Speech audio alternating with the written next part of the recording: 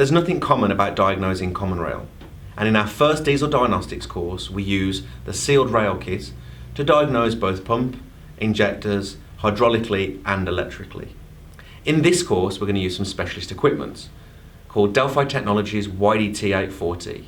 It's nicknamed the HD3000 because we can measure up to 3000 bar of pressure, but at the same time we can measure flow. Being able to test pressure and flow on the engine means that we can diagnose those hard to find problems. Plus it also means that we can carry out injector back leaks at maximum pressure, being able to more accurately identify a problem. So if you want to advance your knowledge, then complete our advanced diesel diagnostics course.